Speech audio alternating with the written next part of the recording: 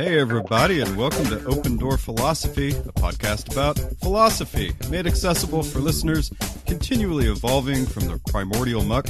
I'm Andrew's former philosophy teacher, Derek Parsons. And vibing in the best of all possible worlds, I'm Mr. Parsons' former philosophy student, Andrew Graziano.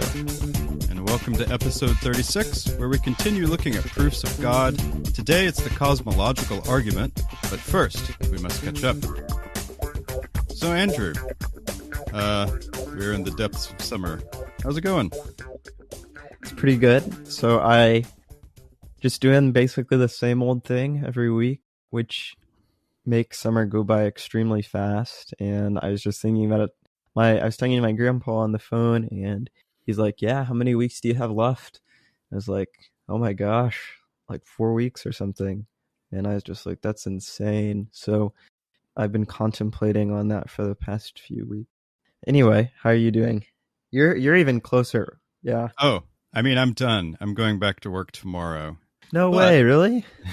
Yeah. What? I go back before teachers have to. But all that saying, I do have two other quick little summer trips left. We're running up to Oklahoma to see the parents, and we have a conference to go to as well. All of that before teachers officially report. So, yeah, but I'm back, and that's okay. I got things to do, you know.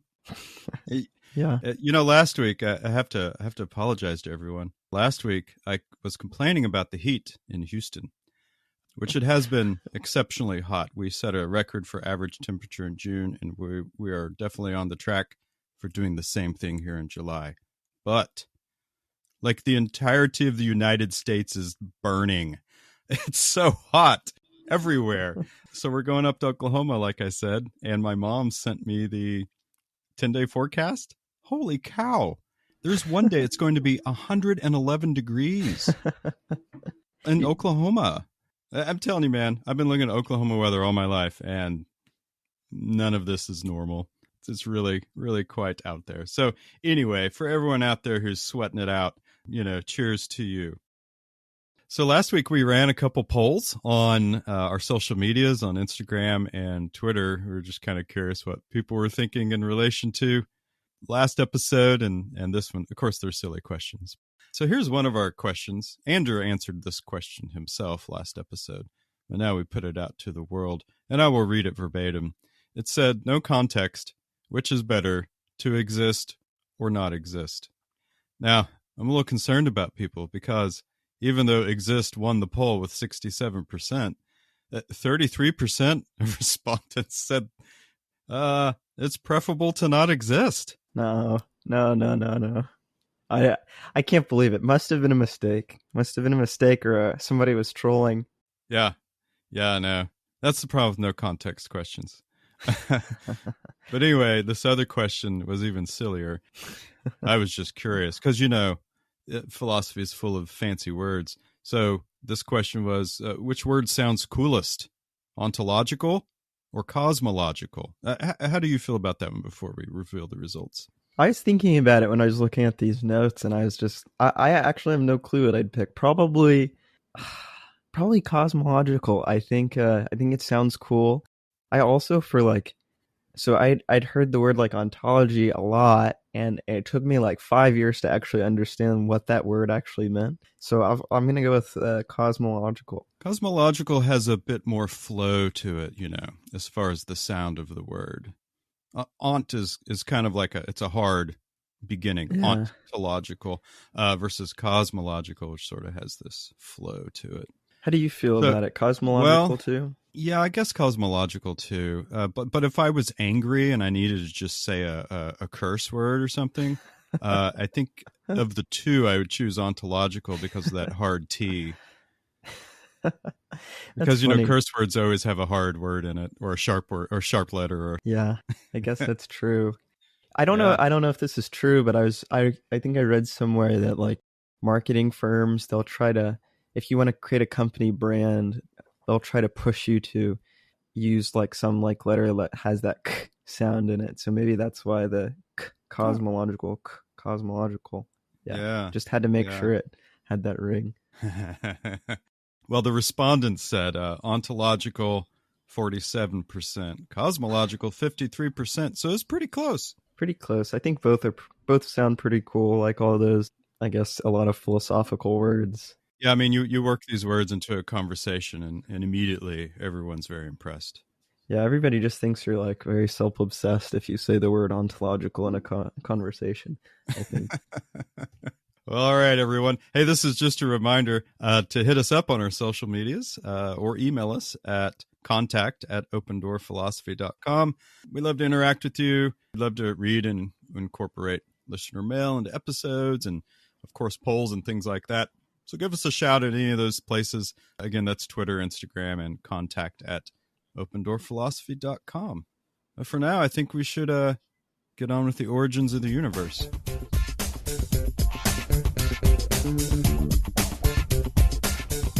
So a few weeks ago when we were detailing or going over in our first episode of the series about philosophy of religion, one thing that I think Mr. Parsons and I both said was that philosophy of religion has a lot of intersections with a lot of different fields in philosophy and logic, and also in math and other types of sciences. And I think in the last episode, we definitely covered a lot of logic. It seemed like we were just running down all these logical syllogisms. I think the first half of the episode was just an explanation of logic.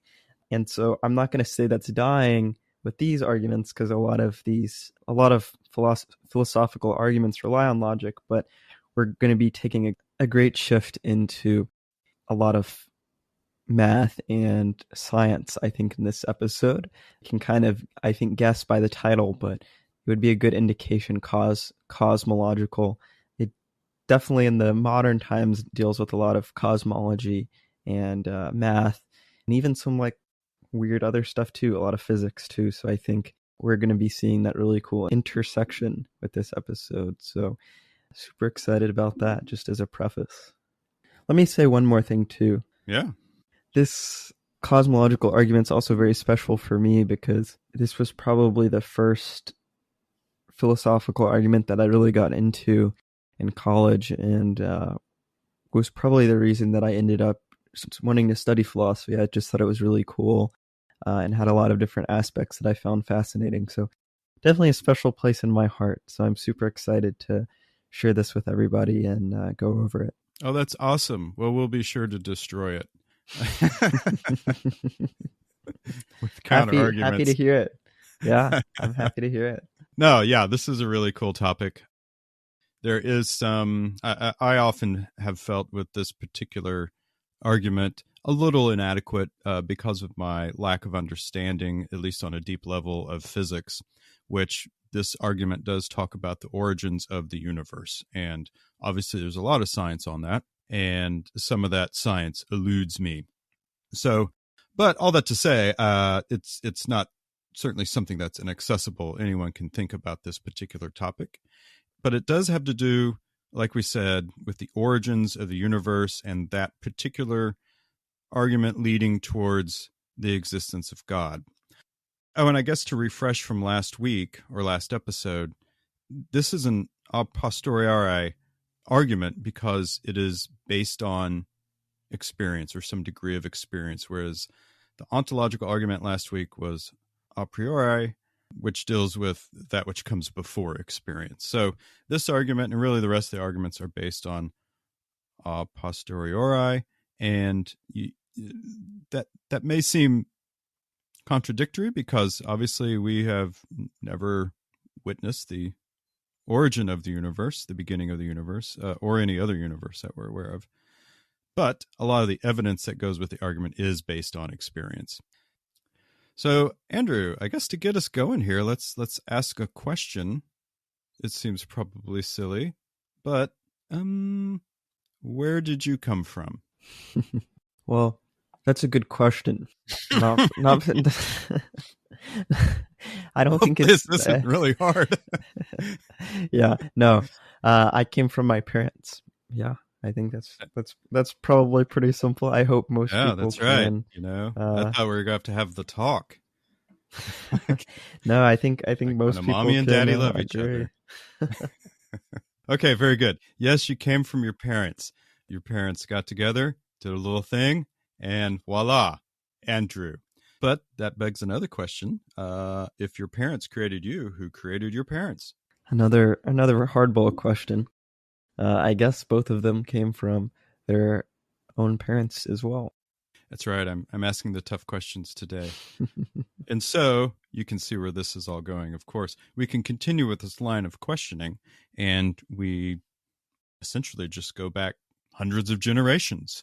You can follow this line of genealogy, not necessarily in reality, because we probably don't know who Andrew's great great great great great great great grandparents were as far as their name and identity, but we know using our mind, logic, reasoning, that obviously it just keeps going back, right? Like, and so the philosophical phrase that's often used is that something can't come from nothing. Yeah, so I think we talked a little bit about this last week, but in philosophy, anything that has a cause is called a contingent being. So anything that has a cause to exist, rather, has a cause, is called a contingent being. And this is pretty much anything, I think, around you. Like if you look at a garden, all of those plants in that garden or trees or whatever, there's going to be some cause for how it got to be there, like a seed, and some sunlight and water and some bees pollinating it or whatever. So when we look around, and it's really not even unique to like an organic being either. A car existed because there was an engineer who designed it and a factory put it together. And so for a lot of objects, or for pretty much every object that you can see in the world, it has some kind of cause that caused it to exist. And so it's really not surprising, and I think it's not really that debated of a position. Yeah. In philosophy and in science, this is called the law of causation, right? And the law of causation comes up not just in cosmological arguments, but all kinds of arguments in philosophy. A great deal of what we know, it's an epistemological, which that's a fancy word that means deals with knowledge, right? It's an epistemological argument.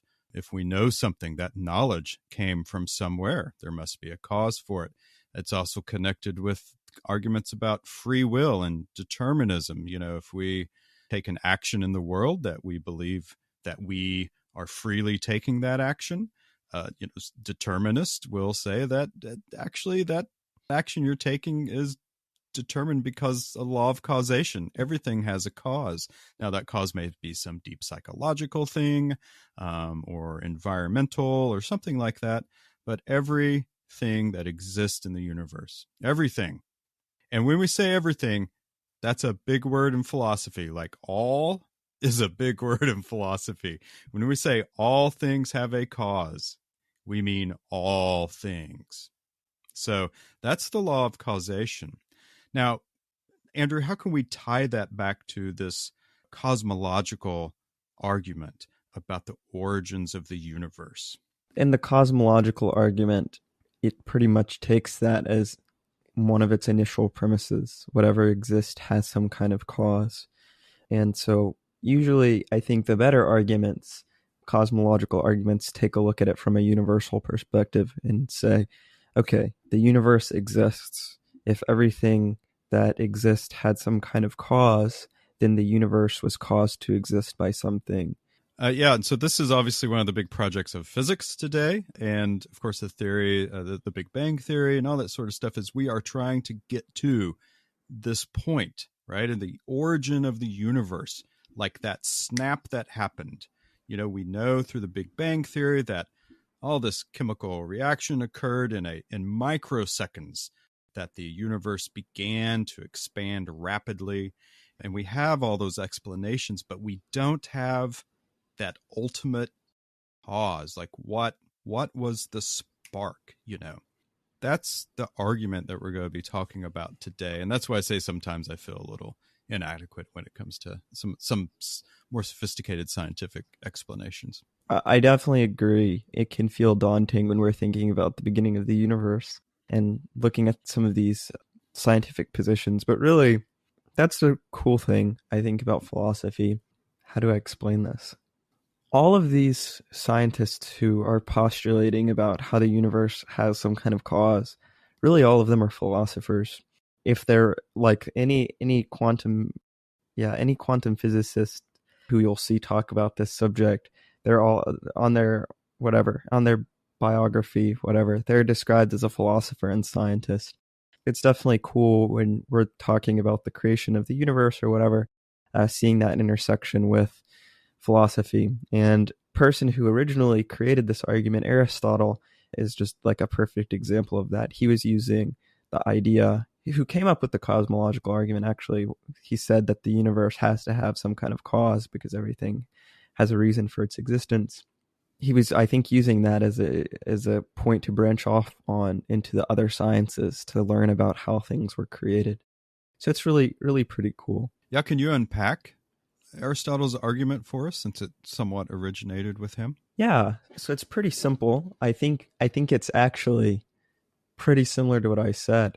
I think he took kind of a look around him, just like Aristotle does, and he just says, okay, I can't find anything in the world that doesn't have some kind of cause to it. And then from that, he makes this kind of broad generalization and says that the universe has some kind of cause to it. Now, here's a very interesting thing about that argument. I think this was in his metaphysics, but I could be wrong. It's really using this very cool definitional aspect of a thing, which Aristotle, I think, kicks off with this whole cosmological argument, because he's kind of looking at the nature of a thing, right? And he's saying that this thing has a cause to it. So it, by definition, will have some kind of cause, which sounds really complicated, but it's basically what we've just been saying. Everything has a cause to its existence. And from that, he's kind of taking a look outside of it, and he's saying, well, if everything has a cause to its existence, there has to be some kind of causer, because if we're just going back and back and back and back through all of these causes, there has to be someone who's first causing it. Otherwise, there's this infinite kind of loop that's reoccurring. Something caused this, and then something caused that, and then back and back and back and back. And we'll talk about that infinity problem in a minute. But what he's doing is he's saying, okay, well, to stop this infinite loop from happening, there has to be something that exists definitionally, that just exists, that has no cause. And that's how we come up with this idea of a necessary being. I think we talked a little bit about that last week. A necessary being is something which necessarily exists, which necessarily by definition has no cause, which is pretty cool. And we can talk about this a little bit more later. But I think he's definitely laying the groundwork for some huge thinkers, these Arabic thinkers who take his works, and Thomas Aquinas, who we'll talk about in a minute. But that's definitely, I think, unless there's some other Eastern authors or something on this topic, philosophers on this topic who I'm just have no knowledge of, I think he was the first. And here's what I find fascinating about this, of course, is that Aristotle had no knowledge of the origins of the universe like we do today, obviously. And so he's really just using his reason to come up with this explanation. We know quite a lot now about the origin of the universe. We don't have the ultimate answer, but quite a lot about it, far more than Aristotle does. Yet the argument remains the same, despite all that scientific knowledge. And didn't Aristotle call this uncaused cause, I want to say sometimes it gets translated to like prime mover? Yeah, something like that. Something like prime mover. You're never going to hear me not want to harp on about Aristotle. So you're speaking to the choir, Mr. Parsons. But let me say this real quick, because I think it's definitely been a problem throughout the century. So I want to just make sure it kind of ends here. We can easily say, okay, that's cool, Aristotle. You came up with this cool argument, but you also thought the Earth was like the center of the universe. That's kind of like it's just a kind of flawed way of thinking. Just because he believed in some things that were wrong doesn't mean his principles to the arguments are incorrect as well. So we need to separate that idea from the first step. Yeah, a lot of people will talk about the fact that Aristotle was totally wrong about the geocentric theory. Copernicus comes along and turns that on its head, and then all of a sudden, everything that was based on Greek science for thousands of years is, and largely on Aristotle, it's wrong. And then, but that doesn't invalidate Aristotle's thinking. Not at all. And that's going to be these later 19th century philosophers like Anscombe and MacIntyre especially, who says, this is the flaw of the Enlightenment, that you just threw away Aristotle because you found one thing that was wrong. So we don't like to make those mistakes on open door philosophy. And that's right. Especially since it's Andrew's patron saint of philosophy, Aristotle. Okay, so that's the basic thinking with the cosmological argument, right? As we observe everything in the known universe from our experience, everything comes into existence and goes out of existence. There's a beginning and end to everything, to our lives, to the universe, to plants, to animals, everything. And there's a cause to all of that, to every bit of it. And so you have two options here, right? With the beginnings of the universe. You either go to the beginning of the universe and say, okay, something caused the beginning of the universe, and so we must figure out what that cause is. Or, like Andrew said, we get into this sort of infinite regress idea where, the universe has always existed. It just has never not existed. And then it's turtles all the way down. But it seems that, at least with physicists today, as well as philosophers, that it seems like the universe, unless it's special in some way, must have had a beginning. Now, I am kind of curious, like, what's on the other side of the Big Bang? That fascinates me. But as far as our experiential knowledge goes, everything begins, everything ends, and the universe is held to that same standard. So then we must come up with an answer for what that thing is. So let's jump over to the Islamic world, and Islamic theologians of the Kalam school in somewhere between the 9th and 12th century. The argument had evolved with a lot of philosophers during that time. This is usually just called the Kalam argument. Again, the Kalam is an Islamic school of theology. So this is the syllogism, incredibly simplified. So here we go. Premise number 1, whatever exists has a cause. That's law of causation. Premise number 2, the universe began to exist. Conclusion, therefore, the universe had a cause, and we call that cause God. Now, this is a very simple argument that gets elaborated on throughout the centuries, as we'll talk about soon. But there's the Kalam argument. Yeah, so this is especially what this Kalam cosmological argument is, particularly what drew my interest to philosophy. So, special place in my heart, especially this one. Like Mr. Parsons said, it's definitely been expounded upon throughout time. It's probably the most, for Christian apologetics, I think it's probably the most argued for, or I don't know the right word there, love this argument, and they write a lot of books about it. So I think it's in my opinion, probably the strongest argument that I've seen. I don't know if you want to talk about this one more now, Mr. Parsons, or if you want to run down the list and we can talk about a modern understanding of this argument later. Oh, I don't know that I have anything more to say about it other than that's the argument. And it's a syllogism that is valid. There are some questions about the conclusion that we could say, such as, well, why do we call that cause God? How do we get there? So you might say perhaps it's not sound, but it's definitely valid. And something that future philosophers, it's valid enough, we'll put it that way, that future philosophers are able to take it and build upon it.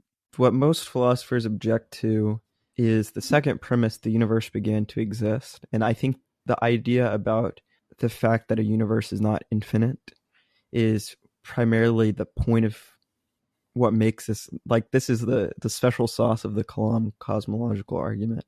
The idea that the universe is not infinite is really what makes it special. So what most philosophers who argue against this say that the universe is infinite, which will be commonly responded with, an infinite is only a mathematical concept. It's not one that's existed in reality. And so I think this is quite fascinating, because this is where we're going to start seeing a lot of science and mathy talk. But I think I'm at least on the side of an infinite cannot exist, an actual infinite. And the way that I think about this, and I think it's quite funny, imagine you have like this closet, and inside the closet this is where it gets kind of whack, is an infinite amount of gummy bears. And so you open this closet, and I just want to try to conceptualize like an infinite amount of gummy bears. I don't think an infinite amount of gummy bears could even fit in an infinite spaced closet, because it would just be continuing and continuing. And I don't know. I think it just seems quite impossible. This is backed up by a lot more mathy people than I, but that's just the way that I think about it. I like to think in gummy bears. Gummy bears aren't my favorite candy, but boy, an infinite amount of gummy bears would. Yeah, it would be a good time. I'd have a stomachache for days.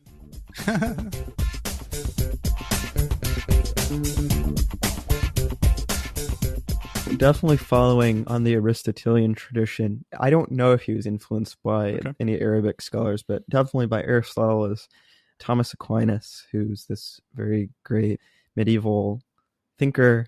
And of course, it's very important for him to prove the existence of God. And so one of his arguments is a cosmological argument, which I'm guessing he's got straight from Aristotle. And he's using the cosmological argument because he rejects the ontological argument. I think because he thinks it's too logic-y, but I think also he thinks that the way that we can know God is not such that could be proven definitively by an ontological argument, or I don't know. Basically, he doesn't think we have enough a priori knowledge of God to justify our belief in such an argument. So, right, yeah, there's some importance to experience in all of this. Yeah, that's kind of why he's using cosmological argument.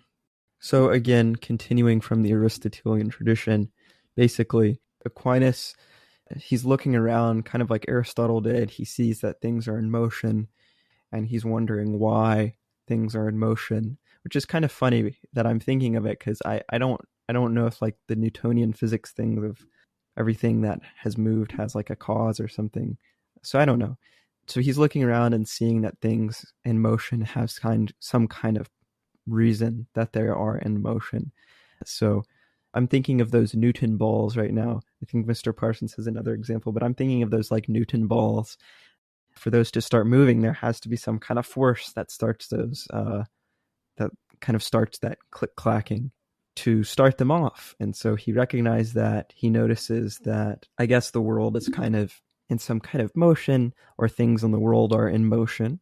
And he says, okay, well, if everything that is in motion has some kind of force that causes it to go in motion in the first place, then there must be, some kind of cause, and that cause is God. Because if there is no cause to the motion, then how did we all get into motion? This is commonly known as the argument from motion, right? Yeah. And God is this kind of first mover who starts this initial impact of motion in the universe. So it's pretty cool. So this comes from what's usually referred to as Aquinas's 5 ways. And it's a pretty famous part from his Summa Theologica. And essentially, in a page and a half, Aquinas very eloquently makes 5 arguments for the existence of God. So this is one of them. We have, an argument from motion. We have an argument from causation. We have an argument based on contingency versus necessary. But they all kind of revolve around the same type of thinking, right? So whether we're talking about something in motion, like if I kick a soccer ball, obviously I'm the cause of that, but there's something that caused me to do that, both physically and perhaps mentally, et cetera, et cetera. So that's the argument from motion. From causation, it's just simple cause and effect type stuff, which you can use the same old example with the soccer ball or the Newton's balls or whatever. And contingent, the argument about contingency, that everything exists contingently. In other words, it could have or could not have existed. So something must always exist, and that thing is God. So these are really famous syllogisms.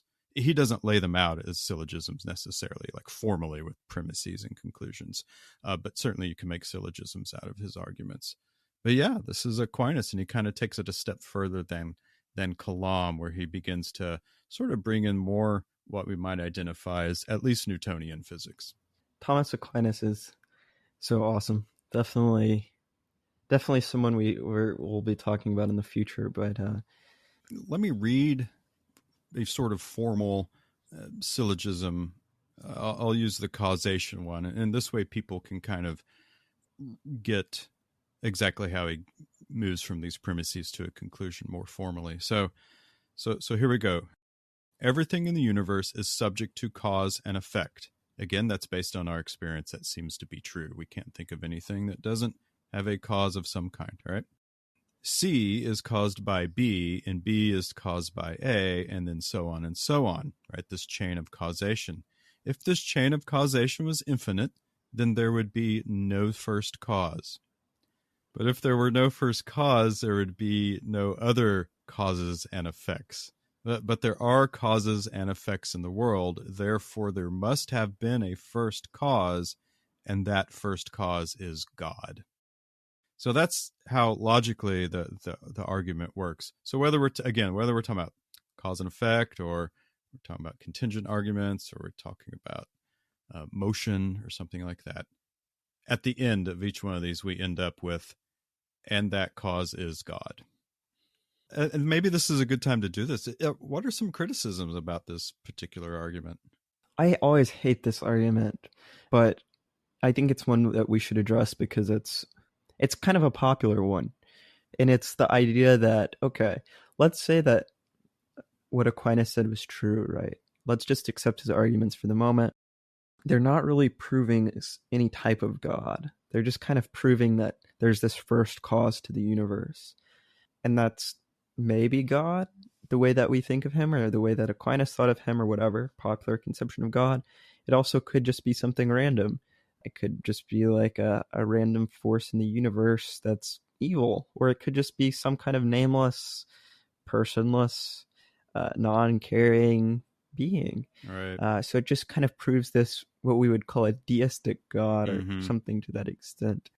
And so the reason that I'm not really a fan of that is I think it's, well, at least when we're talking about Aquinas, like I'm rather fine with that when we're talking about Kalam, but it's also expanded upon. But the reason I think when people look at Aquinas and they see these 5 arguments, it's pretty cherry picked, right? Like you're looking at a page or two of the Summa and you're saying, okay, Aquinas, you're not proving anything about God, but the rest of the book, there's a proof that follows about what God is like. Yeah. We have to remember what this argument is. It's just a proof about why God exists. And so this is something I noticed in when I was taking this class, Philosophy of Religion, great class, like I've been saying. But I think there's 2 things when we're thinking about philosophy of religion that we can think about. There's 2 questions in philosophy of religion that we answer. The first is, does God exist? Yes or no? Once we answer the question, does God exist? Then it's time to say, what are qualities of God? What is God like?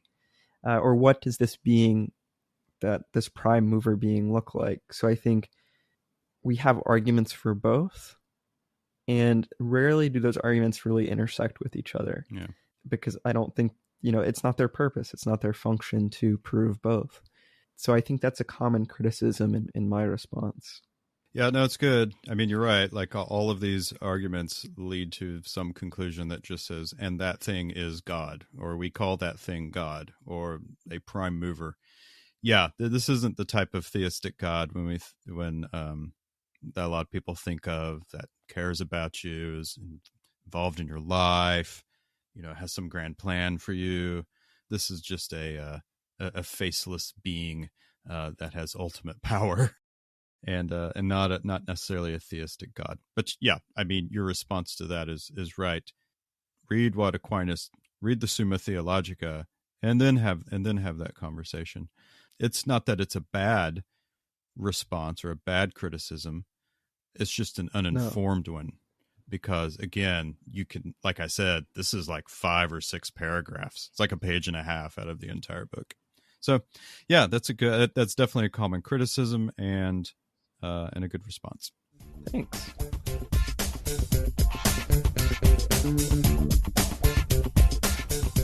So David Hume, 18th century Scottish philosopher, although if I recall, he wrote most of his philosophy in France. But anyway, but honestly, one of the great minds of the 18th century. For Definitely, sure. oh yeah, definitely known as a skeptic of sorts, and he was very skeptical of these types of arguments. Not necessarily about God per se, but arguments about causation and critical of inductive reasoning. But anyway, here's his basic criticism of it. And there's some debate as to whether or not Hume believed in God. I don't think he did. But anyway, it's a mystery. So he says, we can't know that every event has a cause. Like, we just can't know that. We can think we know that. And based on our experience, it seems like we should know that. But if you're going to be super skeptical about this, we haven't witnessed every single thing that happens in the universe. And perhaps there are some things that we have had in our experience that deals with cause and effect, that maybe there are some things that is uncaused. We can call all these types of things into question. That's the whole thing. I use this example in class. I usually set a chair in the middle of class and talk about inductive reasoning, right? And I say, okay, this chair has held my weight when I sit in it for the past 580 days or whatever. So I will make the assumption that when I sit in this chair today, it will also hold my weight. Now, I know in my head that there is a possibility that for whatever reason on this day, the screws may fail or the joints may fail or something, and the chair falls apart underneath my weight. But I don't actually think about that. I make an assumption that because of all the data that comes before it, that this chair will in fact still hold my weight. And I don't even think about it. I just assume it to be true. And like, obviously this is very helpful way of thinking. I mean, good grief, if we thought about, will the chair hold our weight every time we sit in a chair, we'll never get through the day. So it's very helpful thinking and makes a lot of sense. But, Hume's like, okay, so, but we can't totally know. And especially when you start thinking of something like the beginning of the universe, we're saying all of this is based on experience. Well, we didn't experience the beginning of the universe. We've experienced lots of things, and we base our logic on the beginning of the universe about the things we've experienced and witnessed. But we have not witnessed anything remotely like the beginning of the universe. And so how can we make claims about the beginning of the universe when we have so little experience with it? Now, that's 18th century, so obviously we have some more scientific understanding of that event, but nonetheless. So that's David Hume's argument in a nutshell. I kind of went off on that. No, I think it's great. And he actually provided a great tradition for later philosophers in the 20th century to argue kind of a similar point. One of my least favorite, but favorite, if that makes any sense, philosophers. I like him, but I disagree with him. Basically, J.L. Mackie kind of takes that Humean line. He takes Hume and he says that we can envision some kind of an event without some kind of a cause. And because we can envision that in our head, it's possible that it exists. And that's from some of Hume's other works, but I think it's still an interesting Hume position, but it's been argued against. But we don't really need to go into that, I think, anymore. But yeah, Hume's great. Well, one last person to mention before we get into some of the larger criticisms of this theory is our old boy Richard Swinburne. So we're going to talk about contemporary real quick. Swinburne says a cosmological argument is the best explanation for God's existence. Since God's existence isn't logically provable, he doesn't think God's existence is logically provable, but it's probable given the premises. God's existence becomes more probable because God's existence is the best explanation for why the universe exists. So this is a really interesting argument for me because Swinburne just outright says you can't rationally or logically prove God, but you can talk about probability of God, and that the probability of God is really great in his mind, and that this cosmological argument only adds to that particular probability. So anyway, that's Swinburne's take on it. Yeah, it's kind of funny because I think that Swinburne I think he's like kind of a proponent of the cosmological argument to an extent. Like I think he's written something about it before. At least I think he's known for it. So it's kind of funny to me that he's saying, "Oh yeah, this is one of the best explanations." I've contributed some literature to the subject. Yeah, Swinburne's great. Just for listeners, real quick, this line of thinking I just mentioned comes out of his book, The Coherence of Theism, which is dense and massive. But there's a wonderfully accessible book by Swinburne called Does God Exist? I mean, it's like 100 pages. And I would recommend that for readers if they are interested in Swinburne. He goes over all the major arguments in a much more accessible way. The Coherence of Theism, which I think comes in 3 parts. I mean, I'll be honest, I haven't read the entire thing. Good heavens. But if you're a philosopher of religion, you got to do some weightlifting with that particular book. That's awesome, though. That's a lot of fun. A lot of a good summer reading list for next summer. That's right. And I guess I'll just mention one other book since we're on the topic. There's a book that came out, I'm going to say like within the last 15 years. It's by Jim Holt. It's called Why Does the World Exist? When I was really getting into philosophy of religion, this was one of the very first books I read. It's pretty cool. He goes around England and the United States and other areas and interviews philosophers about this question, why does the world exist? And a lot of times, you do have some religious answers to that question. He talks with physicists, philosophers, atheists, all of them, and their explanations of this. He actually, a chapter is devoted to Swinburne. He interviewed Swinburne in that book. But so anyway, it's a pretty cool book, and I also think it's very accessible, and it's done in a way that's not like a guy just talking about philosophy. It frames it in this like, hey, I'm traveling around the world and I'm trying to find the answer to this question, and these are the people I talk to. And gosh, he talked to someone at the University of Texas too, and I can't remember who.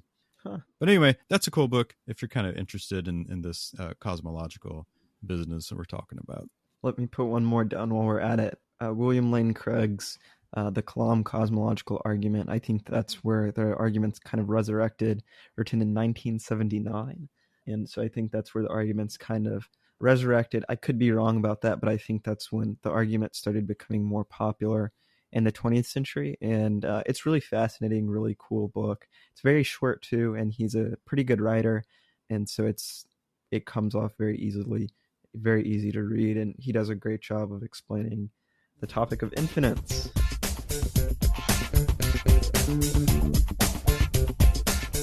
Well, let's get to some of these counter arguments and deal with them a bit. You already mentioned infinity a little bit. Do you want to expand on that a little more? The criticism is kind of like,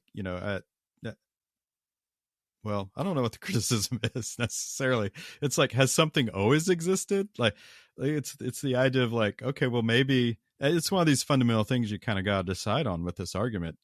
Has the universe always existed? Or did it have a beginning? No. So I think that's great. That's a great way to frame it. Yeah. So can the universe be infinite? Like the second premise of the Kalam cosmological argument is that the universe began to exist. So if we hold that the universe was infinite, then it didn't have to become to exist. And so I think this is a very popular argument. I think some physicists kind of disagree with it. I think there's some like quantum physicists who think that when we look at the subatomic level, we can kind of disagree with the idea is that things that are fundamental to our universe have to have some kind of cause. And so I think that if that's not true, some things might be able to exist for infinity, blah, blah, blah, blah, blah. Okay, sorry, I forgot where I was for a second. But so I've heard a few objections to it, primarily from William Lane Craig. He disputes the idea that in actuality, so it's called an actual infinite, the idea that infinity can exist anything apart from math is impossible. So he thinks that infinity is just kind of this mathematical concept. And it's really interesting how he does it. So he says that up until like the end of the 19th century, everybody just agrees that infinity is just this concept that is purely mathematical. And then he says that we just kind of accepted the idea that infinity is something that can actually exist, and we just kind of accepted it without any kind of argumentation. and then it just kind of somehow came into our scientific understanding. And so he was going to criticize all these physicists who believe that the universe was infinite. And I will refer people who are more interested in this subject to William Lane Craig's. I think he might have a paper that's like a shorter version than the book. And then people who are like super interested in set notation, I think he has an argument in set notation about why an infinite can exist. So yeah, it's very cool. But I think it's kind of a strong argument against it to say that that concept of infinity can actually exist. Because if I try to imagine it, like my gummy bear example, it just seems kind of absurd. Anything Yeah. that's like in this. So I'm going to toss this back to you, Mr. Parsons. If Uh, the idea of an actual infinite cannot exist, then what about God? Why can God infinitely exist? Well, so that's another one of the criticisms. We're talking about experience, observation, and the law of causation. And I said earlier, we use that word all things are caused. Yeah, why does God get off the hook here is another criticism. Why is God the one thing, right?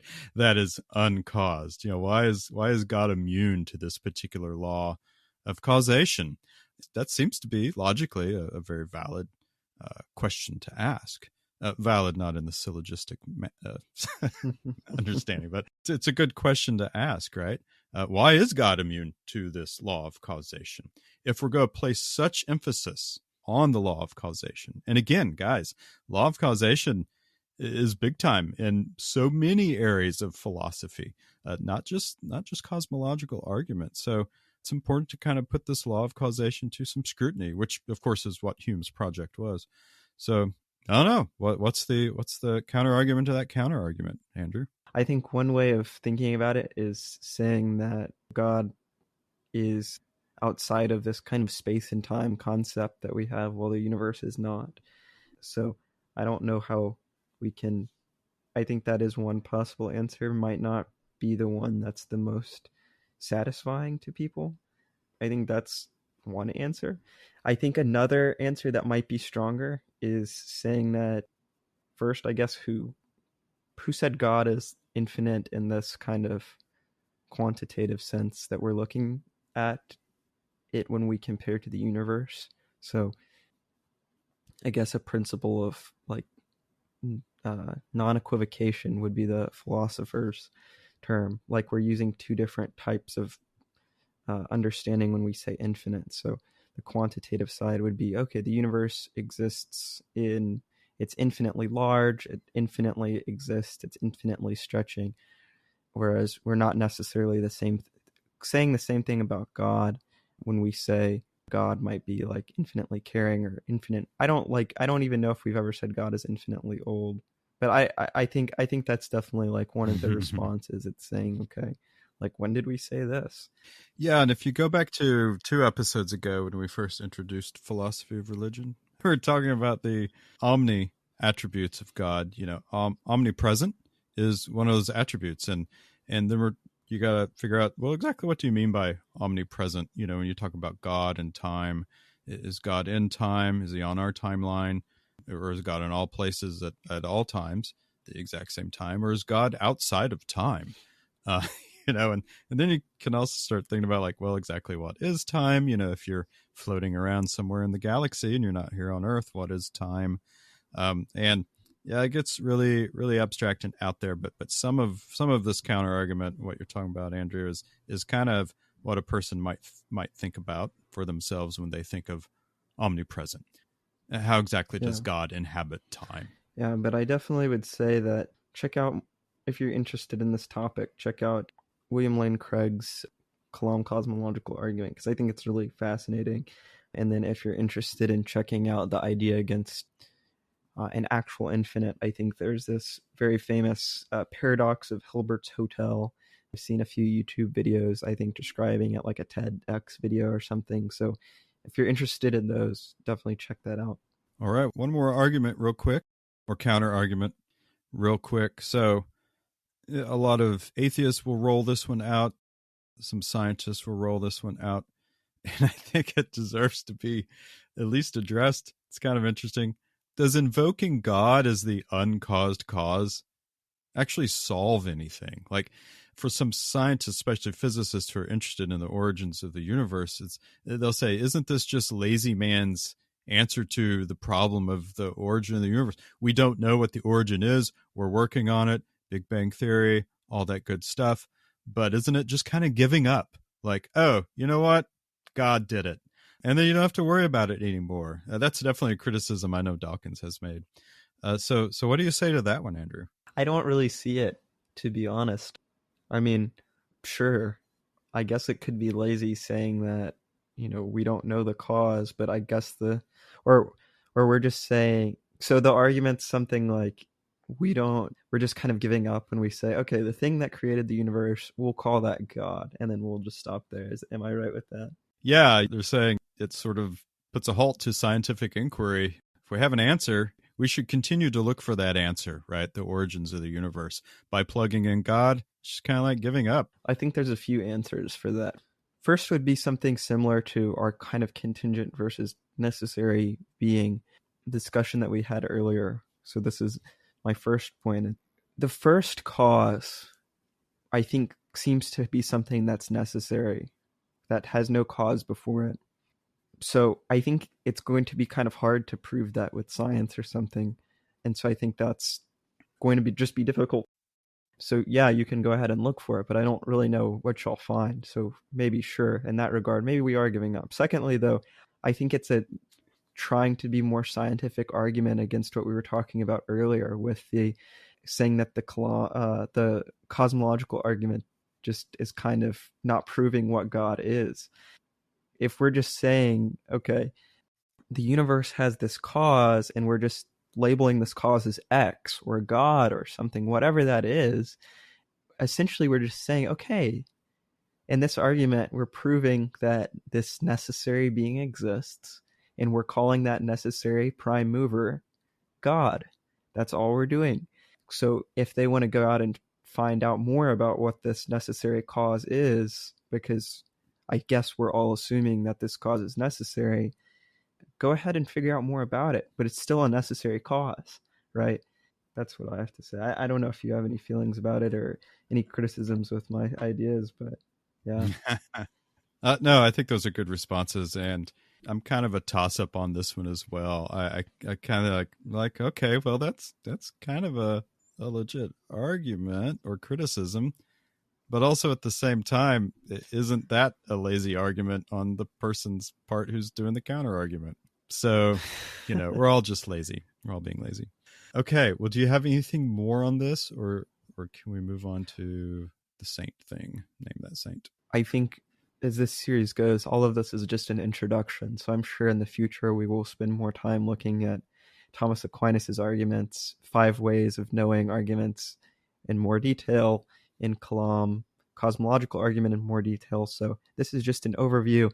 If you're super interested in any one of these topics, we're happy to delve more in them in the future. So just let us know on one of our emails or social medias, and we'll be happy to block that out. Yeah, Andrew's absolutely right. This is definitely just scratching the surface of these arguments. Like, I put in this together. This is something we spent like a week on in school. Just this argument. So here we are doing it in about 50 minutes. I've been putting Andrew on the hot seat here with all these counter arguments, and we're going to continue that here with a new segment. We're going to head over to the game corner and play a little something called Name That Saint.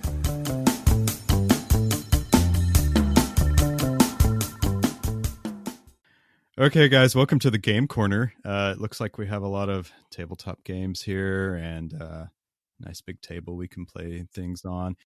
So since we've been knee deep here in all the religion stuff, and Andrew being a good Catholic and me being a sort of lackadaisical, loosely affiliated Protestant, thought we'd play a little game called Name That Saint.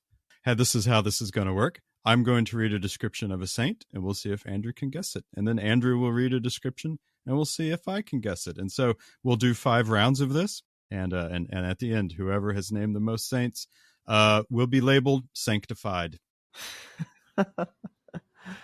Okay, here we go. Are you ready? Okay. Here we go. Round yes. 1.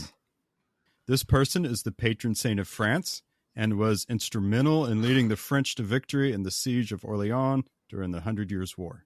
Oh my gosh, I can't. I'm fairly confident I know too, but I'm blanking out on it. She's a woman, correct? Yes, that is correct. Is it a female saint? I definitely know. She's a very strong woman. Saint Joan of Arc. That's right. Good job, Andrew. Correct? Okay. So this is a 3rd century martyr who is known for being a patron saint of travelers. Oh. This one might be tough. I think this is a very popular popular Catholic. So see, this is the problem. I don't have this reference. Circles, huh? Yeah. Okay. So I think I think Catholics have a pin or a medallion on their cars. Sure. So I'm sorry, I didn't know this. That's okay. This is how it goes. So this person's name sounds like the name of the religion of Christianity. Saint Chris? Saint Christopher. Saint Christopher? Ding, ding, ding. Oh, is it? Okay. Yeah. Oh, man. Saint Christopher, the traveler. All right, here's another one. Are you ready? Round 2. All right, it's 1-0. You're up. Okay. A Roman officer. This person was made a saint for being put to death for not recanting his Christian faith. But here's the big clue. He is also the patron saint of England. Oh gosh. Let me just take a wild guess. Okay. No, I'm not going to get this one. I don't know any English saints other than. Are you familiar with the battle cry?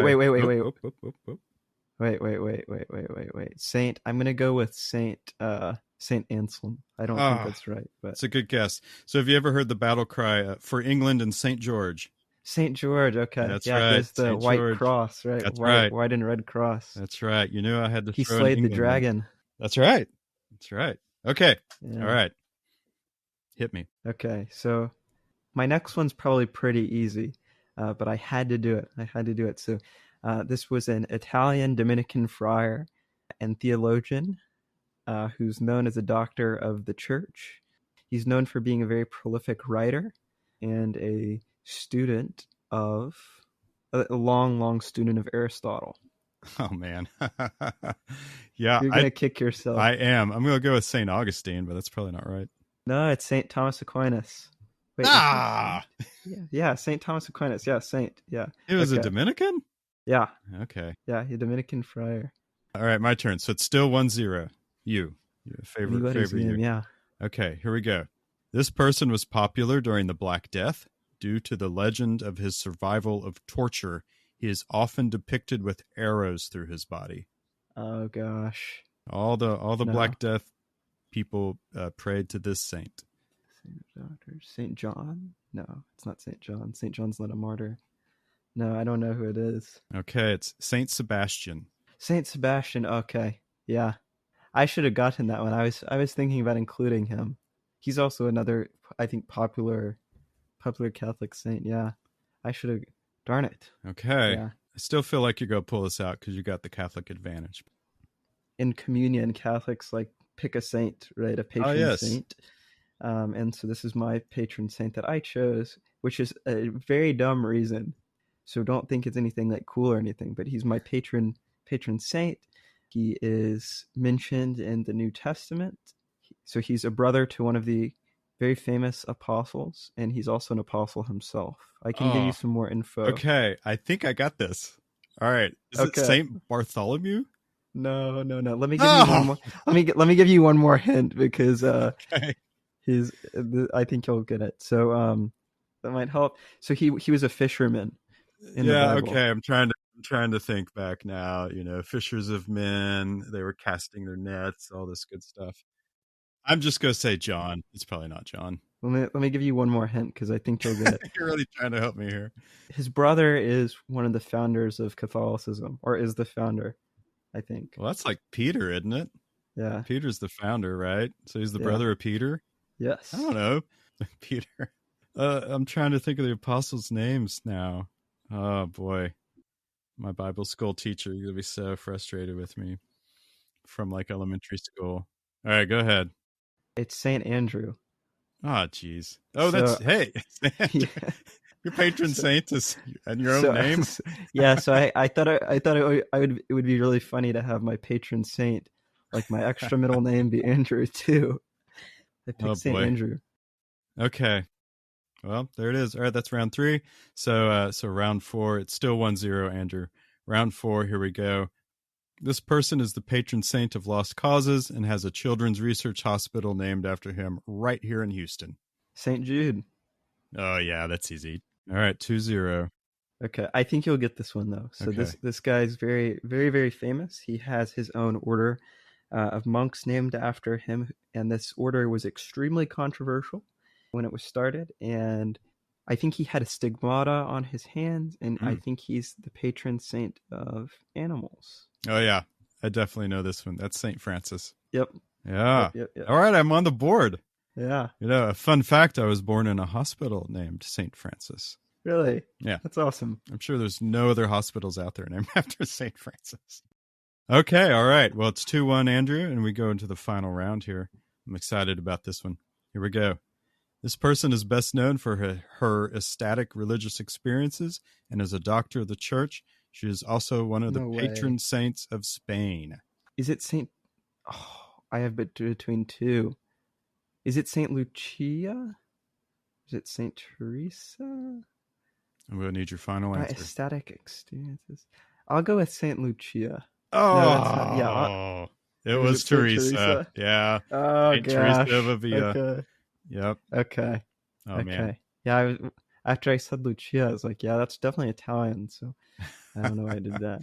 Oh, that's true. That's true. Okay. Well, I can tie it here. I don't know what we're going to do if I tie. We'll go to the bonus round of popes. This one's pretty tough. So this is definitely my hardest one. So okay. I was going to do St. Jude, but since that one was called off the board, this one is a very famous saint in the last 10 years after she was canonized. She's also a doctor of the church in recognition of her holiness in life and the originality of her teaching. She's known as a mystic and visionary. She was a German Benedictine abbess, and she would lock herself in her cell and write. Yeah, she'd have these visions and lock herself in her cell, and she would write crazy music. So she's the patron saint of music. Oh, jeez. She had her first vision when she was 5. Let me see if I can give you another. No. I mean, that to be fair, that's plenty of hints. I mean, I don't think this is right, but I'm going to say St. Margaret. No. It's St. Hildegard. Oh, Hildegard. Oh, man. Yeah. You know, I pride myself on knowing the mystics, and I know that name. Gee. Okay. Oh, well. I'm glad you know it at least. I do. I was worried. I was worried that she would be too obscure. I mean, I knew St. Margaret wasn't right. That was one of the saints that spoke to Joan of Arc, but, you know, it was a stab in the dark. I didn't think she composed that was a lot of fun. Yeah. Well, you win.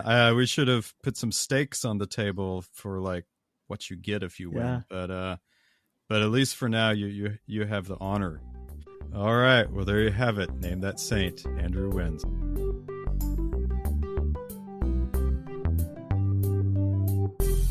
Okay, everybody. Well, we hope you had a great time today listening to us talk about the cosmological argument and that heated match of Name That Saint. We'd love to know what you think of the cosmological argument, so if you want to hit us up on those social medias or email us at contact@opendoorphilosophy, we'd love to hear from you. Definitely. Had a lot of fun today as well. You can also talk to us on our social media and follow us and engage with us in more polls. We'll definitely put some more out there. So if you want to do that, you can just look Open Door Philosophy on Twitter or Instagram. Hey, we'd love to thank Kevin MacLeod for the free use of his music. It's so darn cool. And gee, where would we be without it? So thank you, Kevin. Thank you very much. And remember, when your life is in need of some philosophy, the door is always open. Sure is. See you next time. All right. See you next time.